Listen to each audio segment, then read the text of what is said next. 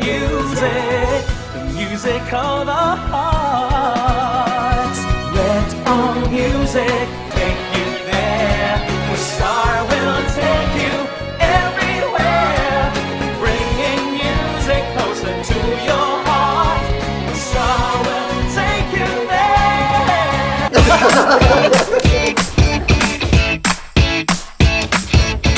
May panlaban na ako sa pimple dahil sa araw-araw na pet malungwer pa ng Kati Alice. Say hi to a new confidence with Kati Alice. Narito na ang mga nagbabagang balita. 3 high-value target sa droga, timbog.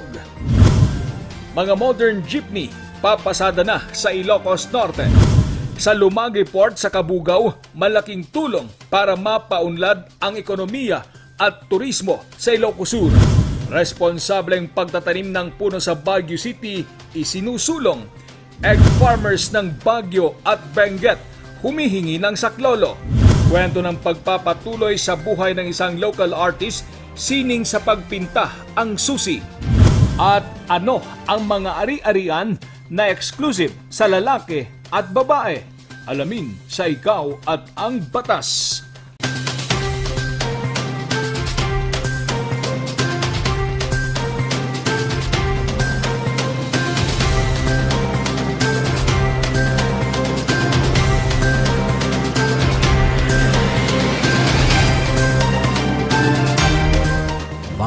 From the studio of RNG Luzon, this is Luzon Headlines.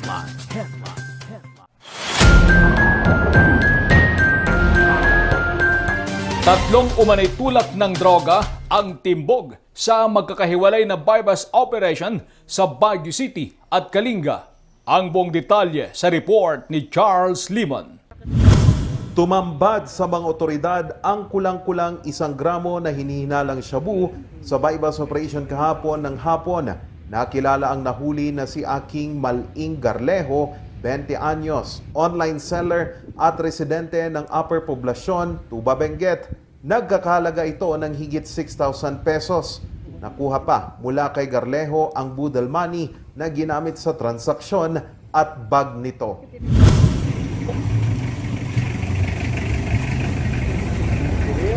Huli din sa bypass operation ang lalaking ito sa Barangay Camp 7, Baguio City. Nakilala ang nahuli na si Arian Norman Dolaga, aka Arian, 40 taong gulang at residente sa naturang lugar. Ibinenta raw ni Arian ang isang sachet na naglalaman ng hinihinalang shabu na may bigat na 0.5 grams at nagkakalaga ng 3,400 pesos.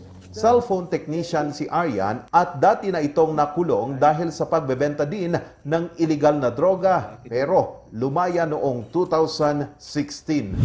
Aabot naman sa 6,800 pesos ang halaga ng hinihinalang 1 gramo ng shabu ang nakuha mula sa lalaking ito sa Tabuk City, Kalinga. Ayon sa pulisya, isa sa top 10 drug personality sa rehiyon ang suspect. Sangkot ito sa pagbebenta ng iligal na droga sa Kalinga. Lahat sila ay haharap sa kasong paglabag sa Republic Act 9165 o Dangerous Drugs Act of 2002. Charles Nicolimon para sa Luzon Headlines. Inaasahang malaking tulong ang Salumagi Port sa bayan ng Kabugaw para mapaunlad ang turismo at ekonomiya ng Ilocos Sur. Ang buong detalye sa report ni Nisel Benitez. Nakikita na ngayon ang magandang maibibigay sa buong probinsya ang ekspansyon ng Salumagi Port sa Kabugaw, Ilocos Sur. Napalawak at napaganda ang platform backup area at RCPR extension ng sabing port kung saan mayroong haba na 543 meters. Pinasinayaan ang Salumagi Port Expansion Project sa pangunguna ni Department of Transportation Secretary Art Tugade, kasama si Philippine Ports Authority General Manager J. Santiago, Engineer Marieta Udicta, Port Manager PPA PMO Northern Luzon, 1st District Congressman Bibi Sabeliano, Mayor Edgardo Kumangbang Jr. at SPM Mildred Elaido na siyang kumatawan kay Governor Ryan Luis Singson at iba pang opisyal. Ayon kay Secretary Tugade, malaking oportunidad na mapaunlad ang socio-economic at turismo ng Pilipinas sa pamamagitan ng ganitong proyekto. Pero ngayon ho, may pandemya o wala, naniwala ako na dapat lang pumunta tayo dito ngayon upang sa wakas, mabigyan natin yung tinatawag na karapat-dapat na inauguration nitong Salumake Port. Nang sa ganun, pagdating ng new normal kagaya ng sinabi ni Deputado Sabeliano, handang-handa na ang Salumake pagdating ng mga turista. Akbay, kapit-bisig, pagdating ng turista na sila ho ay magiging susi sa pag-unlad ng ekonomiya, hindi lang ho ng Kabugao, kundi yung buong kabayanan. Buo naman ang suporta ng mga opisyal ng probinsya at nagpapasalamat sila sa pagpapatupad ng proyekto. Hindi rin maipinta ang kasiyahan ni Ilocos 1st District Representative D.B. Sabeliano dahil sa wakas natapos na rin ang proyekto. Anya, pagkatapos ng pandemya, nakahanda na ang probinsya para sa mas maluwag na pagdaong ng mga cruise ship dito. So, ang sinasabi po natin na dito, Secretary Tugade, kami po dito sa Ilocos Sur ay natutuwa sa inyong ginawa. Sa natin na pagtulungan at naging realidad. Yung matagal ng dream, matagal po natenga to. Pero ngayon po, sa administrasyon ni President Duterte, na pagtulungan natin, na pag-functionin only, hindi natin malabanan ng pandemya, doon lang po tayo nahinto. At sa tingin ko, pagkatapos ng pandemya, nakahanda na ho tayo para sa mas maluwag pa na pagpunta ng mga cruise ship dito. Nagpasalamat naman si SPM Mildred Elaido sa nasabing proyekto dahil mas mapapalakas ang ekonomiya ng probinsya, mas maraming turista ang pupunta at mas maraming trabaho ang maibibigay sa mga residente. It will continue to be the site of future development for this municipality, this province, and this region. I would like to convey my sincerest appreciation to all who have been instrumental to the completion of this project. Truly, it is in working together and fostering interlocal cooperation that we can see and live in the reality of our vision for a more successful, dynamic, and world-class province of Ilocos Sur.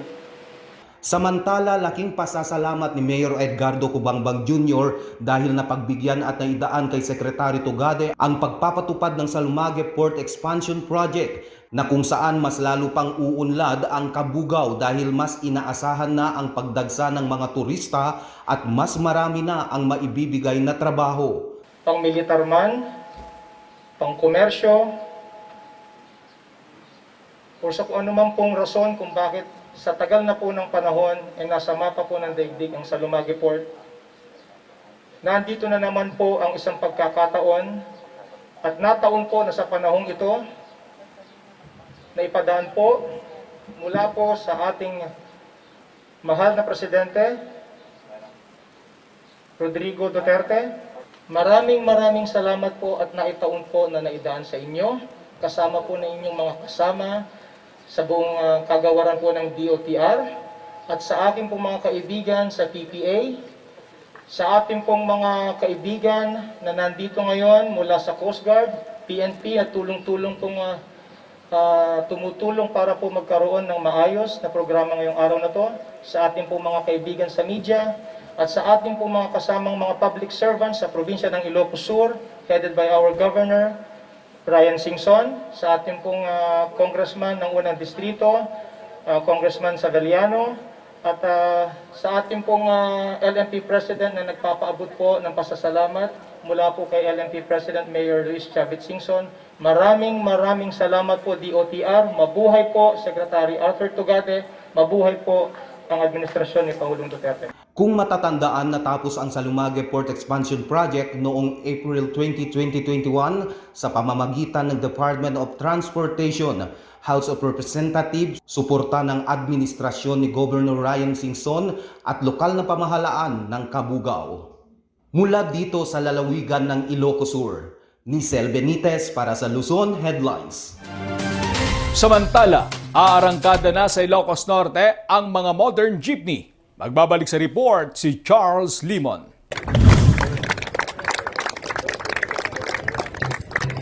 23 modern jeepney na may rutang Lawag, Bacara, Pasikin ang magsisimula ng mamasada sa Ilocos Norte. Ito'y pinasinayaan mismo ni Department of Transportation Secretary Arthur Tugade. Bumisita siya sa Ilocos Norte kasamang mga opisyal ng Land Transportation and Franchising and Regulatory Board o LTFRB. Ito na ang simula ng pagbabago ng transportasyon sa Ilocos Norte. Unti-unti na kasing ma-phase out ang mga traditional jeepney. Sa ngayon, aabot na sa halos 30 ang kabuang bilang ng modern jeepney sa Ilocos Norte. Nauna na kasing mamasada ang mga modern jeepney na may rutang Lawag, Batak, Paway. Aabot naman sa 930 ang kasalukuyang bilang ng mga traditional jeepney sa Ilocos Norte. Ang mga nasabing modern jeepney ay sasailalim sa isang kooperatiba. Charles Nicolimon para sa Luzon Headlines.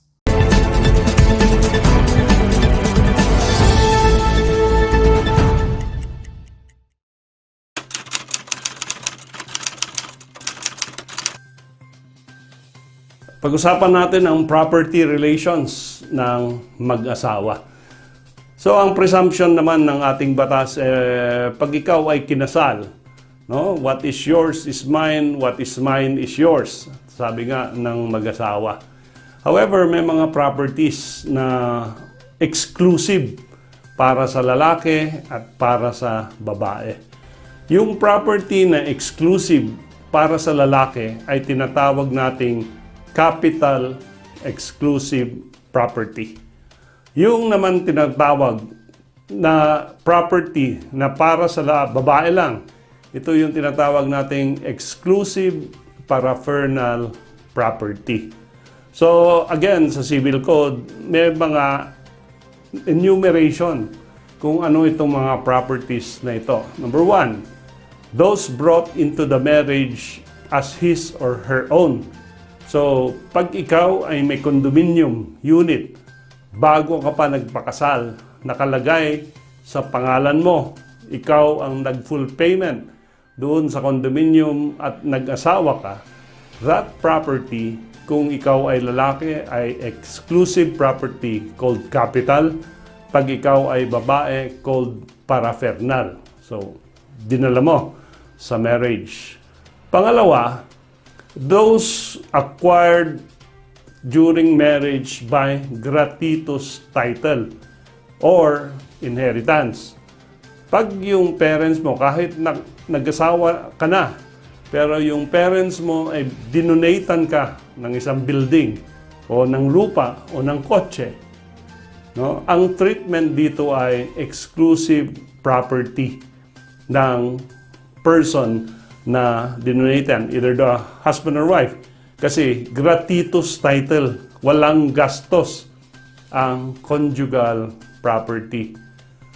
Pangatlo, yung mga na-acquire mo by right of redemption, no, barter or exchange. Pag ikaw ay may asawa at meron kang tinubos na lupa at o kaya may swinap kang lupa o swinap kang kotse, these are considered exclusive properties. And the fourth kind of exclusive property, those that are purchased by the exclusive money of the spouse. So, when you went into the marriage, meron kang sariling bank account under your single name at ikaw ay bumili ng property. Ang presumption ng law is hindi ito part of the conjugal partnership of gains. Pero meron tayong kaso, yung Lorenzo versus Nicolas. Nagkaroon sila ng property, yung babae, before the marriage, pero hinuhulog-hulugan niya. And nang nagpakasal sila, after the marriage, they continued to pay the amortization out of conjugal funds. So, ang sabi ng court, hindi ito exclusive ng asawa. Although it was acquired before the marriage, yung hulog, yung installment, was done by the conjugal funds. Therefore, ang presumption conjugal property ito. So, meaning, kung exclusive property, dapat galing talaga sa pondo mo. Okay? So, ano ba itong mga conjugal partnership na properties? Sinabi natin kanina, yung mga na-acquire during the marriage with conjugal funds. No? Then, of course, those acquired through the industry, work, profession of the spouses, considered as conjugal property. Yung interest or fruits ang conjugal property received during the marriage, kasama rin yan. Pag kayo ay nakakuha ng hidden treasure, ayan, yung share nyo sa hidden treasure is considered as conjugal property.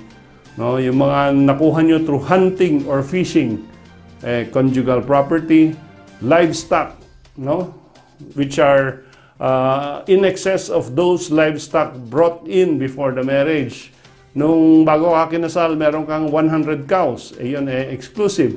Pero nung kinasal ka at nanganak yung mga baka at naging 200, yung 100 ay presumed conjugal partnership property.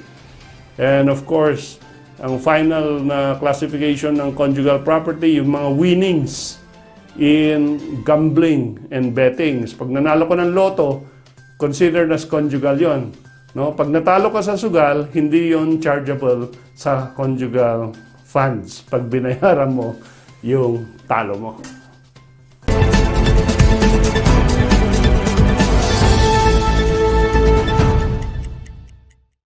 Ang bahaging ito ay hatid sa inyo ng Pines Estate and Gaming Corporation. Susunod, mga egg farmer ng Benguet humihingi ng saklolo. Yan at iba pa ang balita sa pagbabalik ng Luzon Headlines.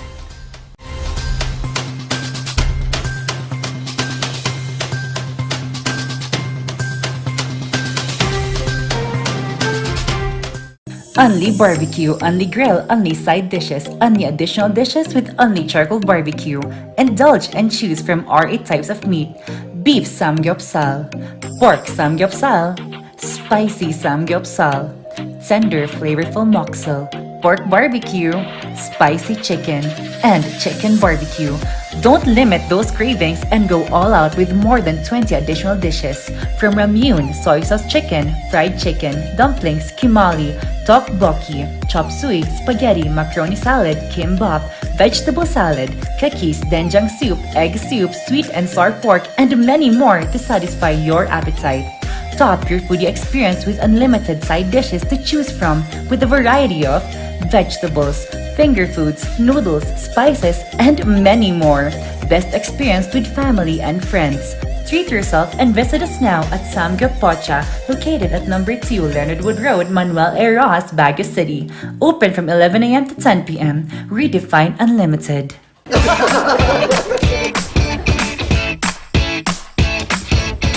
May panlaban na ako sa pimple dahil sa araw-araw na pet malungwer pa ng Kati Alice. Say hi to a new confidence with Kati Alice. Coronavirus. Dahil dito, may mga bagay na hindi mo na magagawa. Ngunit, may katuwang ka. PDA or Pau de Arco Herbal Capsule na may antiviral quercetin at immunity booster. Mag-PDA or Pau de Arco Herbal Capsule araw-araw. Para iwas sakit, iwas virus. PDA. Proteksyon, depensa, alay sa kalusugan. PDA or Pau de Arco Herbal Capsule is available in all leading drugstores nationwide. Another quality product of Aldrich Corporation.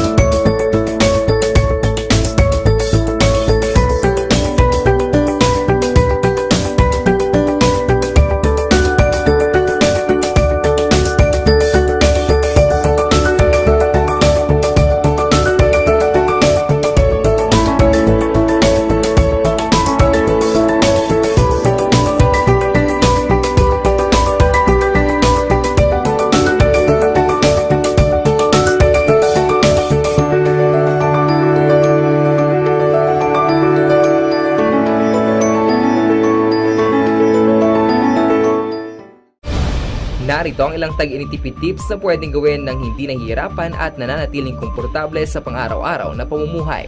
I-defrost ang ref kapag lampas na sa 1/4 pulgada ang yelo. I-check din mabuti ang pinto ng ref para masigurong hindi tumatagas ang lamig. Bawasan din na maggamit ng maraming ilaw. Linisin at tanggalin na lang dumi at alikabok sa mga bumbilya para mas maging maliwanag ang mga ito. Magtulungan tayong lahat sa mahusay na paggamit ng kuryente upang masigurong tuloy-tuloy na maihahatid ang kuryente saan man sa bansa. Isang paalala mula sa NGCP. Masakit ba ang likod, ang kasu-kasuan? Namimitik o masakit ang iyong kalamnan? May rayuma, arthritis o nahihilo? May stiff neck, flatulence o masakit ang ulo? Sa Pauliniment, ginhawa ay garantisado. Pauliniment, isang pahid ka lang. Dahil walang out sa Pau!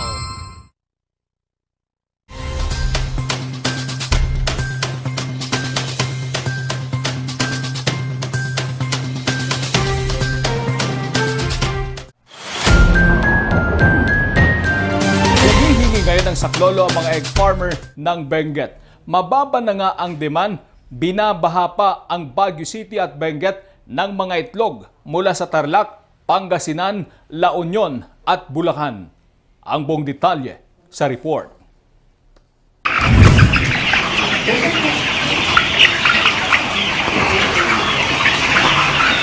Araw-araw na konsumido si Jennifer.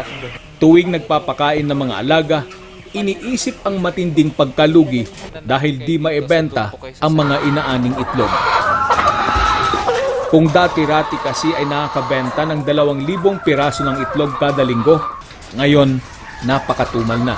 Kali noon, customers ang lumalapit, but for now, for us to dispose our produce, kami na ang nag-house to house. So it's like in addition to our cost, kasi gusto na namin i-door to door just for marketing purposes.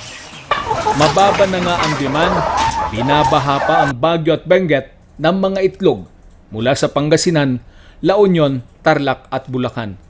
Kaya ang isa pang egg farmer na si Ben Daway, napapabuntong hininga habang inaani ang mga itlog sa manukan niya sa Sablan, Benguet.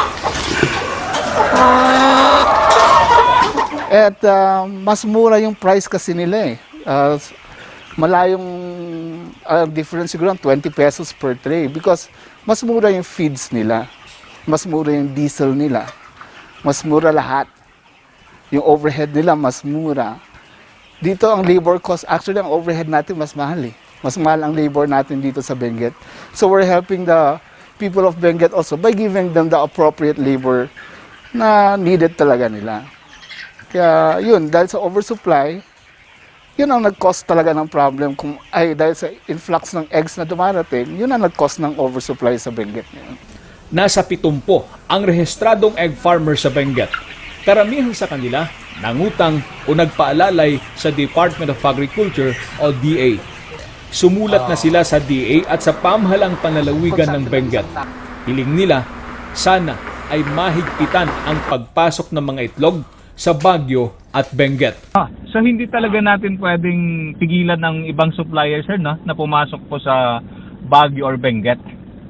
Wala kasing batas na ganun eh. Ang pwede lang is sa quarantine kung hindi sila papasa sa quarantine requirements. Pero kung sa ipagbabawal natin ang pagpasok ng mga produkto ay mukhang hindi pwede yata yun. Pero hindi naman daw nagpapabaya ang DA para maprotektahan ang interes ng mga Benguet egg farmer. Nakabagtang?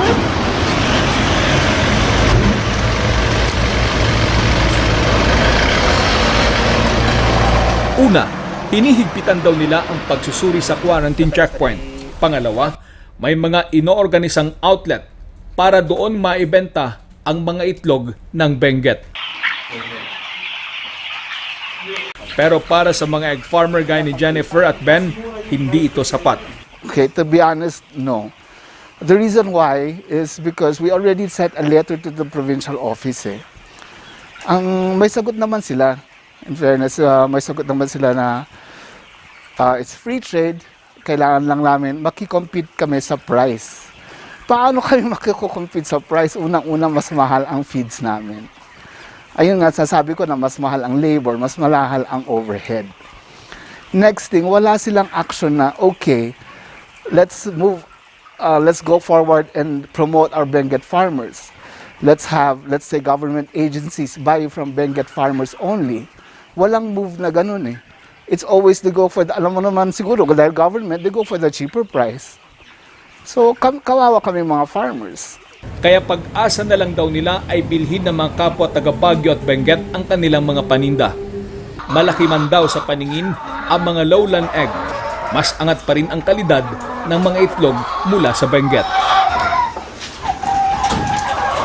Of course, based on studies dito sa upland, because of our weather, hindi inom ng inom yung mga manok natin. So, ang output nun or the egg produce is mas thicker yung albumin niya or yung egg white compared to coming from the other provinces. Samantala, para mas matiyak na maalagaan ang mga itinatanim na puno sa lungsod ng Baguio, isinusulong ngayon ng konseho ang responsableng pagtatanim. Nagbabalita si Charles Limon. Isa sa mga ginagawang paraan ng lungsod para pangalagaan ang kalikasan ay ang pagtatanim ng puno. Problema nga lang kung minsan, hindi ito nababantayan ng maayos. Kaya naman, nagpasa ang konseho ng lungsod ng isang resolusyon para sa mas organisado at responsableng pagtatanim ng mga puno sa lungsod. We approve a resolution stating among others yung mga rules sa mga gustong mag-tree planting dito sa syudad ng Baguio. Unang-una, kailangan mayroon orientation. At ang orientation na yon ay ang magbibigay is DENR, SIPMO, or non-government organization who has a record or who participated in tree planting, especially in the planting of trees. At saka, we have to consult the Baguio Water District kung kailangan bang mag-plant ng pine tree doon o hindi. Dahil dito, nagiging mas organisado ang pagtatanim ng puno sa lungsod. Kailangan din ang palagiang pagbabantay para matiyak na tuloy-tuloy ang paglaki. The planters, accordingly, must have an obligation na titignan na maganda ang pagkatanim at mabubuhay yung itinanim. What does that mean to us?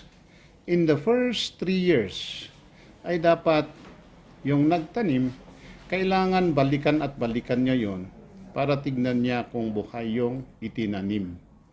At ano ang gawin para sa ganon ay malusog yung itinanim na puno or pine tree.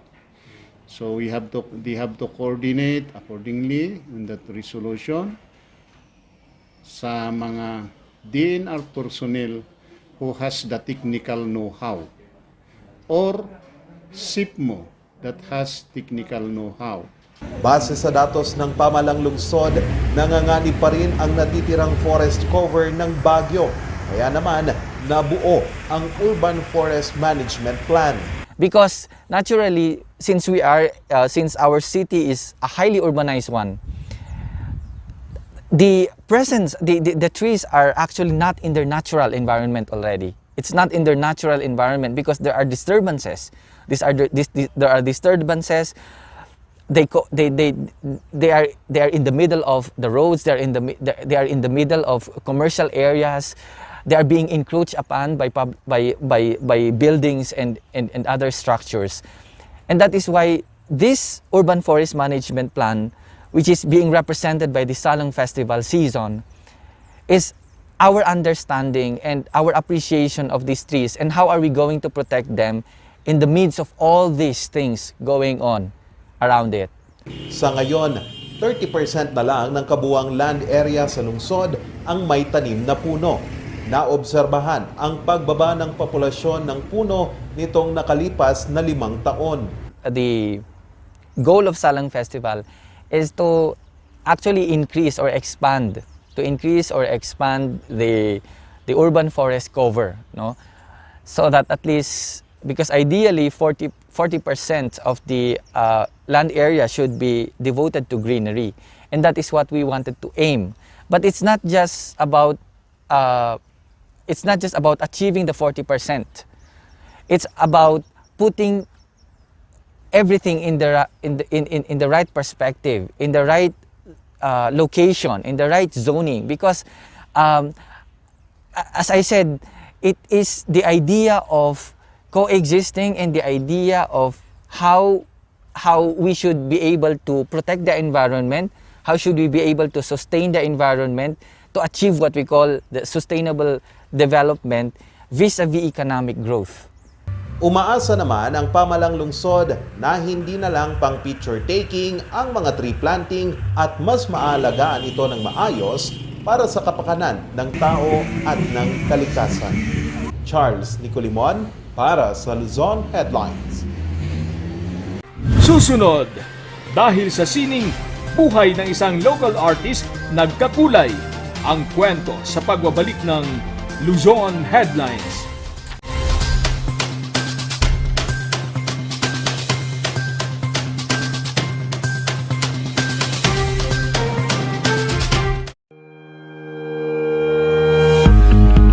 The Baguio Country Club, the first and only 5-star mountain resort in the Philippines, is fully equipped and ready to welcome you back. The club has thoroughly worked on adapting to the new normal. The usage of any of the facilities and amenities of the club is governed with specific rules, regulations, and procedures in accordance to the medical, physical distancing, and disinfecting protocols. And as you return back here to your second home and make new memories with us, we assure you that at the Baguio Country Club, you do not have to worry, because we can assure you that the club continuously puts great importance to the health, safety, and wellness of its members, guests, and employees.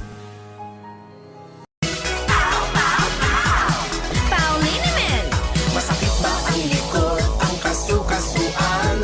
Namimitik o masakit ang iyong kalamnan? May rayuma, arthritis o nahihilo? May stiff neck, flatulence o masakit ang ulo? Sa Pauliniment, ginhaway, garantisado. Pauliniment, isang pahid ka lang. Dahil walang out sa PAO! The most beautiful design you will find ever. Great furnitures and better price. Made in Korea. Art and Furnitures. Visit us at San Luis Bugul, La Union, or contact us at 0915-117-0111. Art and Furnitures.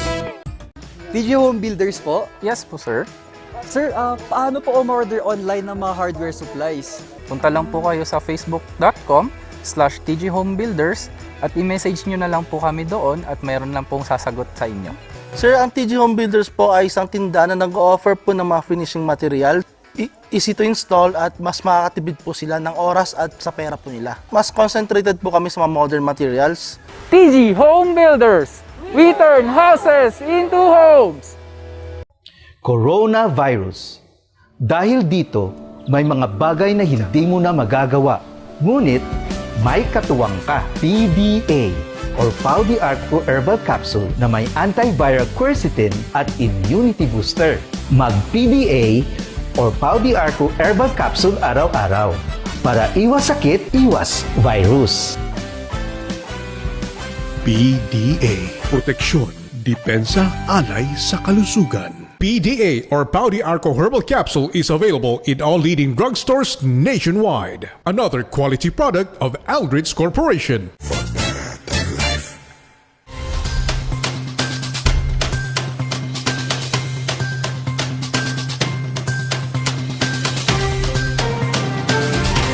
Nang dahil sa sining at pagpipinta, nabigyan ng kulay ang buhay ng isang local artist. Yan ang kwentong ibibida ni Paul Baldoza. Makulay at makabuluhan ng buhay sa ibabaw ng mundo. Maraming kwentong may kanya-kanyang pahinang blanko. Bawat individual ay may hawak na pintura para kulayan ito. Ikaw, paano mo kinulayan at binigyan ng kahulugan ang obrang buhay mo? Sa syudad ng Baguio, ang tinaguriang isa sa creative city ng ating bansa, kitang-kita ang galing at talento sa sining ng visual arts. Indayog ng mga guhit ay nagkalat sa kalsada. Kultura ng rehiyon ay kambal dikit na kasama. Hindi maalis na tunay ngang dito madarama.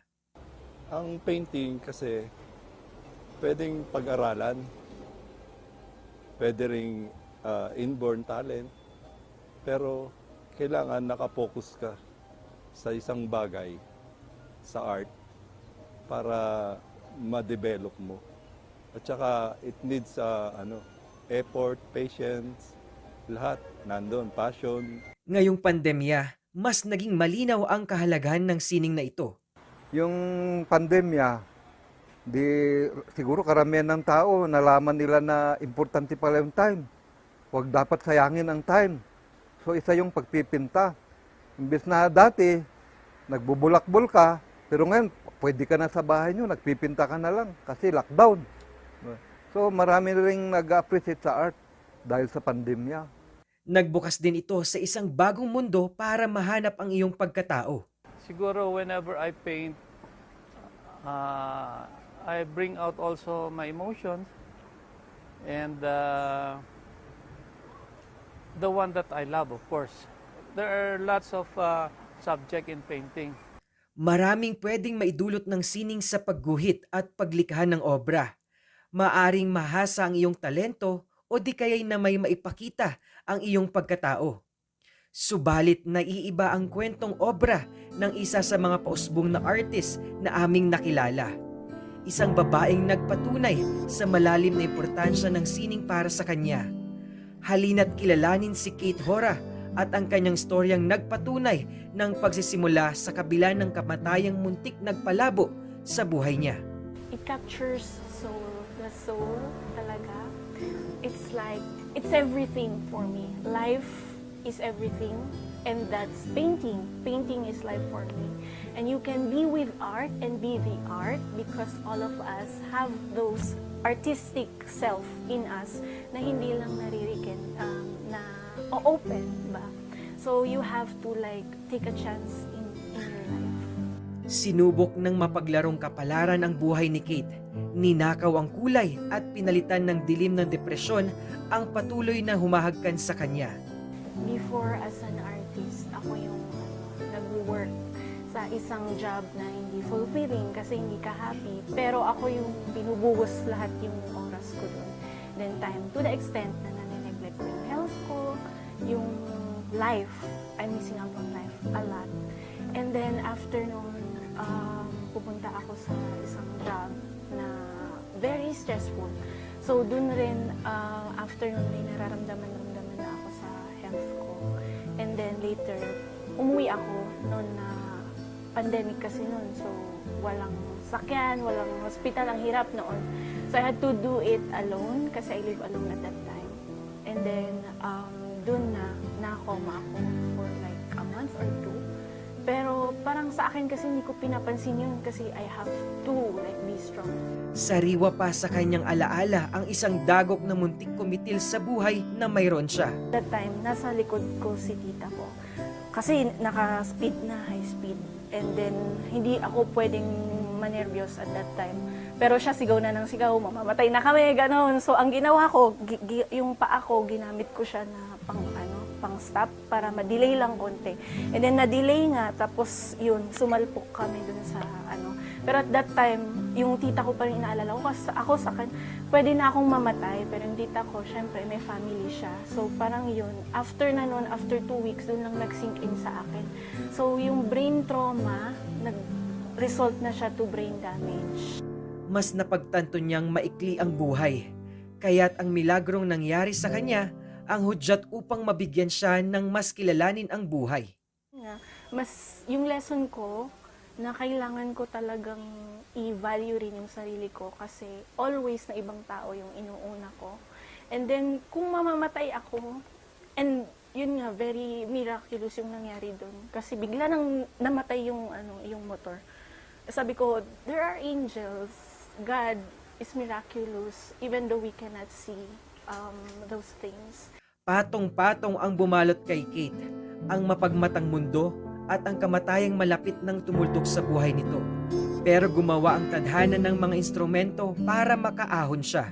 And on that latter, sabi ko, I will not spend my years na ganito na lang palagi. So, yun, I was into painting, and then when Ate Angelica asked me, punta ka sa Imagil, sabi, then try this exhibit. I was so happy at that time kasi I feel the freedom na I can just be myself or through canvas. I'm into arts, performing arts, and I know how very pressure dun, sobra, and then judgment of people. But when it comes to visual arts, I can just be myself. There are no rules, and I can just be inspired by who I am and yung passion, that love that I was supposed to give to myself, dun na lumabas. Naging tulay ang sining para makulayan ang tunay na kahulugan ng kanyang buhay na matagal niyang hinahanap. Naging refleksyon ang isa sa kanyang obra dito. All I wanted was a simple home, na simplicity of life. Kasi dito we have the pressure that you must be this way, na dapat successful ka, dapat in your 20s, ganito, and money, syempre kailangan natin yan. Pero dun ko na-realize that purpose, yung purpose mo sa life, and then money will follow. Sabi ng iba, lahat ng tao'y may dahilan kung bakit narito sa mundo. Sining, iyan ang paraang ginawa ng tadhana para ipagpatuloy ni Kate ang buhay nito. Para sa akin, sobrang nakatulong. Kasi it's not just the painting also, pero yung mga tao dito, senior artists, very giving, unconditionally, na sa ibang tao, ibang site, hindi mo yung mahanap. Pasakali gave me that hope. Like, in the first years of my life, na walang mag-judge sa akin masyado kasi they also belong to that same consciousness na just love. And then, after that, sobra, nagwawala ako until nagwala ako sa mother ko, frustrations in life and everything. Pero it's not kasi hin-help ka niya emotionally, physically, too, mentally and spiritually. Ang painting talaga, it's everything. Bagong simula ng pag-asa, bagong buhay na kabanata, bagong kahulugan ng misyon habang humihinga pa. Yan ang kwento ni Kate Hora, isang istoryang bumida para magkaroon ng kahulugan ng buhay. Istoryang nagbigay kulay sa atin na kahit sa madilim na parte ng mundo, gagawa ang kapalaran para makaahon ka basta't kumapit ka lang at magtiwala. Paul Baldoza para sa Luzon Headlines.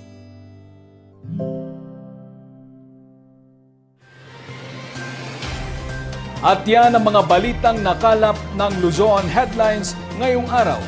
Maraming salamat at muli, magandang gabi po sa ating lahat.